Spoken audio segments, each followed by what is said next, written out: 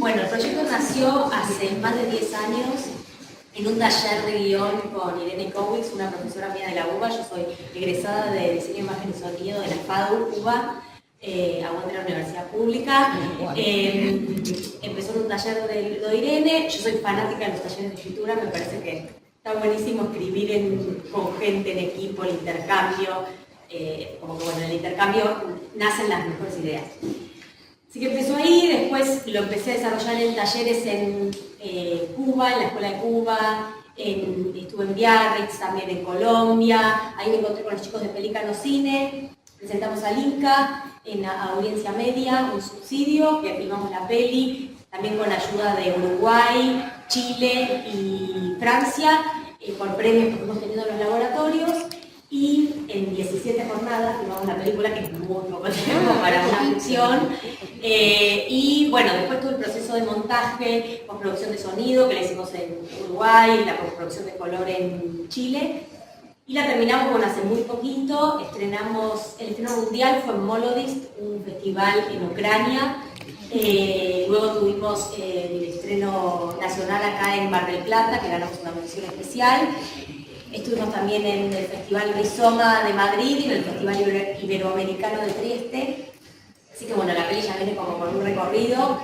Así que bueno, sí, mucho tiempo, de mucho trabajo, muchas personas muy talentosas con las que me di el lujo de trabajar. Bueno, eso, así que ese es un poco de dónde viene. Después sigue también, pareciendo también a quien está acá, Diana Scheinblum, bueno, gran bailarina, coreógrafa, un lujazo para mí trabajar con ella. La verdad que fue como un gustazo que me di. Violeta Postolsky, actriz, Mara Viteri, actriz, Flores Ceres, la actriz, y Yamina Erkin, música original de la peli. Bueno, dicho todo esto, arranco, bueno, y después, si querés, Diana, seguir. Bueno, la verdad que la danza de la peli, yo empecé a bailar de muy chica, hice muchos años con María Fuchs, danza terapia. Y las clases de María, lo que a mí me quedó muy fuerte es el hecho de que todos podemos bailar y que a través de la danza se pueden transformar muchísimas cosas internas, temas vinculares, y bueno, que tenía ganas de contar una historia donde la danza tuviera un lugar en la trama, ¿no? Que no fuera algo accesorio, sino que justamente desde el baile, desde el movimiento de los cuerpos, se contara también la historia. Y ahí fue que, bueno, llegamos a Diana justamente para trabajar todo el tema corporal de los personajes y sobre todo, bueno, porque la película tiene una abuela bailarina, ¿no? Entonces había que armar... una abuela bailarina joven, digo, que había que justamente armar las clases. Yo soy una fanática de las clases de danza.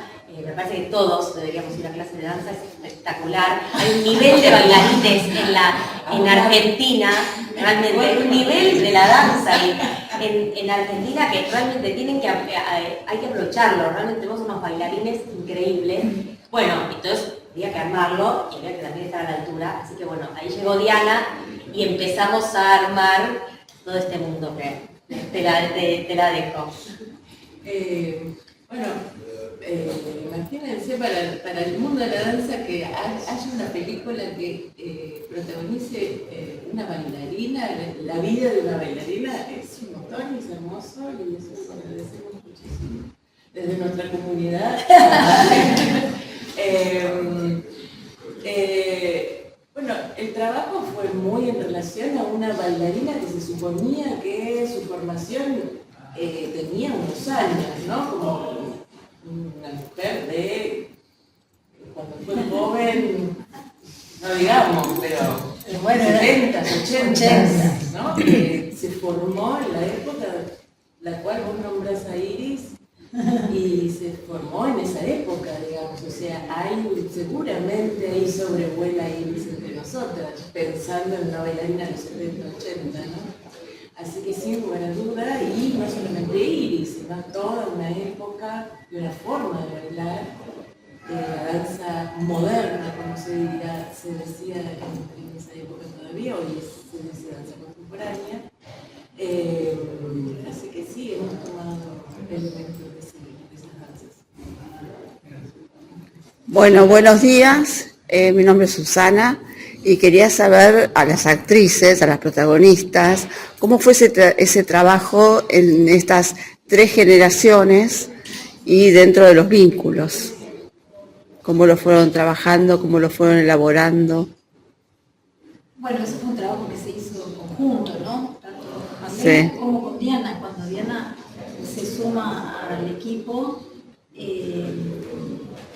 fue como fundamental, con la chica Diana, la construcción de estos personajes, ¿no? Porque se armaron mucho desde cómo eran esos cuerpos y de cómo se movían esos cuerpos en ese espacio.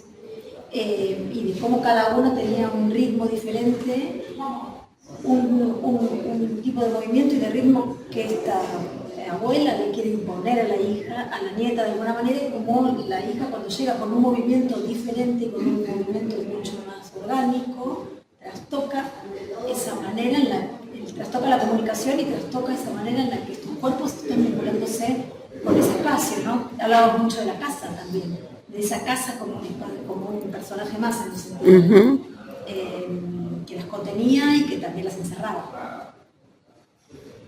Y lo vincular, como veníamos también hablando, sin lugar a dudas está dado desde el cuerpo, ya sea con Viole, por ejemplo, con lo que hace mi hija, desde la posibilidad de cercanía y contacto, y con mi madre, de cierto rechazo, y a la vez que a medida que avanza la película, lo que se va haciendo es uniendo esos cuerpos hasta formar una danza de los dos personajes. Es lindo como la danza, pero al mismo tiempo el contacto de los cuerpos, la posibilidad de entrar en contacto desde lo físico, dialogan permanentemente. Y creo que sin ánimos de spoilear, gana, digamos, el encuentro y no las distancias entre las distintas formas. Y eso es conmovedor. Sí, y en cuanto a Alicia, hay algo del movimiento que al principio esto que decía Mara, que es un poco, está como impuesta la manera que tiene que ser el movimiento, cuando irrumpe la llegada de la madre, y después de rebelarse un poco ante la imposición. Sí. Y bueno, y estas cosas que no pueden ser dichas o no pueden ser habladas, como aparece, creo, más un movimiento propio, más que también tiene que ver con el crecimiento personal.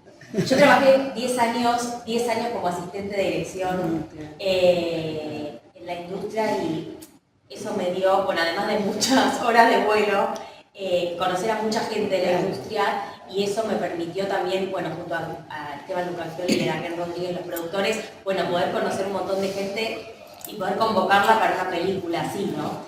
Y bueno, y en torno a la fotografía, sí, es una película muy que se apoya, bueno, tanto en lo visual como en lo sonoro, pero digo, en lo estético en general, digo, a mí me interesaba como crear una película, esto como decir, nombrar poesía, una película que va a lo simbólico, no es una película realista, sino que va a lo simbólico, y para ir a lo simbólico, bueno, el color, los encuadres, la música, los sonidos, todo juega un papel importantísimo porque justamente es símbolo de otra cosa, ¿no? No son los personajes, no son solo esos personajes, refieren a otras cosas. Entonces, en cuanto a la foto, bueno, tuvimos un montón de charlas con Mariano y yo dibujé toda la peli con palitos y circulitos porque no es mi talento el dibujo, pero bueno, digamos, como que fui pensando y después poniendo en referencias con otras películas que a mí me encantan, digo, como tuve, bueno, Suspiria, después películas de Lucille Halilovic también que me encanta, bueno, fui tomando como, claro, distintas referencias, Retrato de una mujer en llamas, otra peli, bueno, películas que tenía así en mi imaginario. Y a partir de eso, bueno, ver dónde poner el foco, ¿no? Como es una peli que justamente cuenta desde el movimiento de los personajes, era muy importante, bueno, mirarlos. Mirar no solo el rostro, sino mirar también los movimientos, mirar el cuerpo. Y mirar el cuerpo en esos paisajes, ¿no? Por eso también hay planos como muy generales y planos muy cerrados, justamente porque en eso convive, digo, hay un momento del montaje, bueno, la montajista espectacular. Yo amo a todos. Así que todo el tiempo les voy a poner como adjetivos súper grandilocuentes, pero porque se lo merece realmente Natacha Balerga, la montajista. En un momento que está que el personaje de Viole, Alicia, que se chupa la sangre del cuello, la boca, y después tenés unas montañas. Bueno, esa relación entre lo más chiquito y lo más grande, ¿no? Como lo micro y lo macro, cómo conviven. Entonces, bueno, justamente ese juego, porque todo cuenta en esta historia, ¿no? Y todo es símbolo de otra cosa, ¿no? Entonces, sí, había como un juego ahí como muy importante a nivel simbólico, y también, como la peli tiene este juego con el pasado, que irrumpe de una manera coqueteando un poco con el género de películas de fantasmas, sin serlo, ¿no? Entonces también hubo un trabajo con Mariano de darle una tonalidad también por momentos de película de terror, ¿no? Sin que sea. Sí. Bueno, Mariano incluso viene de ese mundo, digo, que hizo la foto de cuando se echa la maldad. Entonces había ahí algo como muy espectacular para explorar, ¿no? Y planos también que vayan mucho a lo sensorial, ¿no? Cuando vos ves un dedo, una boca, un torso, bueno, hay algo que te genera en el cuerpo, ¿no? Que no solo va a la mente, sino que va al cuerpo la peli. Esa era un poco también la idea con los planos, sí, ¿no? Y la luz también, como que la verdad que en ese sentido, bueno, sí, estuvo súper pensada en cada detalle, ¿no? Sí. O sea, obviamente que tiene relación, bueno, yo le dedico la película a mis abuelas, que me marcaron muchísimo, y cada una, bueno, muy cinéfilas las dos, y cada una, bueno, por sus cosas, ninguna bailarina, pero bueno, sí, se las dedico, pero desde un lugar como más desde el amor y el cariño que les tengo. Y después, bueno, hay algunos temas que están en mi familia, digo, de tanto, ya sea desde la locura, y también de esta cosa de la distancia y el acercamiento, cómo cuesta a veces entre los vínculos más cercanos, ¿no? Bueno, creo que todo, siendo madre o siendo hija, o siendo padre o siendo hijo, digo, ya, o siendo nieto o nieta, bueno, todo, digo, la familia es como, bueno, digo, hay para explorar de todo. Entonces, yo hice como un mix de todo y escribí la peli, digamos, como que, pero no es autobiográfica, también hay mucho de observación mía hacia otros vínculos de gente que conozco, que me interesaba también. El Mesidor, que es una casa que hizo Bustillo en Villa La Costura, eso fue un acuerdo con el gobierno de Neuquén, que podíamos filmar solo el exterior, así que los interiores los hicimos acá en una casa en provincia de Buenos Aires, y después, bueno, con un trabajo muy minucioso y, bueno, espectacular de Marina Raggio, la directora de arte, bueno, fuimos combinando, ¿no? esa casa, creando esa casa que en verdad no existe, porque está toda armada en la peli, pero sí, es una casa en Villa La Costura. Yo desde muy chica voy al sur a veranear, mis padres también trabajan allá, entonces hay una relación con la Patagonia como muy fuerte, y siempre desde chica me imaginé historias allá, o sea, como que me gustan las montañas, me gusta el lago, soy fanática de Twin Peaks, bueno, hay algo que como que iba a ir como que me copa contar historias en ese paisaje. Entonces eso sí, bueno, como que se me ocurrió ahí, no había, incluso en el momento de salir a filmar era, uy, qué difícil, podemos por ahí hacerla en el Tigre y demás, y yo decía, no, ¿qué tiene que ser en Patagonia? Como que hay algo también de esos paisajes que a nivel simbólico, a nivel poético, bueno, tienen mucha fuerza, sí, ¿no? Como que, entonces quería contar la película ya. Y eso. Perdón, perdón que meta de nuevo, ¿cómo elegiste a las tres actrices? Porque en pantalla las veo que pareciera que fuesen madre, hija, abuela, todos. Dicen que nos confundían a veces. Sí, son muy parecidas. Bueno, yo trabajé en casting también mucho tiempo, así que el ojo lo tengo entrenado para los parecidos. Y en verdad fue... yo, bueno, en esto de ser asistente de dirección, trabajé con Mara y con Flor en una serie hace mucho tiempo, y me acuerdo que primero Mara estaba elongando en un break que teníamos, y yo había una pierna que era una baranda en una serie. Y yo decía, Mara, ¿vos sos bailarina? Porque yo ya tenía el guión, y ella ahí, bueno, me contó, nos pusimos a charlar, y dije, es el personaje, se lo pasé. Y después Flor bueno, la vi actuar en una de las escenas de la serie que estábamos y yo quiero a esta actriz. No sé, había algo como que tiene que estar. Y también, bueno, te acerqué el guión y después también había como muchos puntos en contacto con la historia, con el personaje y demás, y bueno, fue como match. Y bueno, Viole llegó a partir de la castinera Casting Club de Juan Rizzo, también alguien con quien trabajo, lo conozco hace 1000 años, amigos.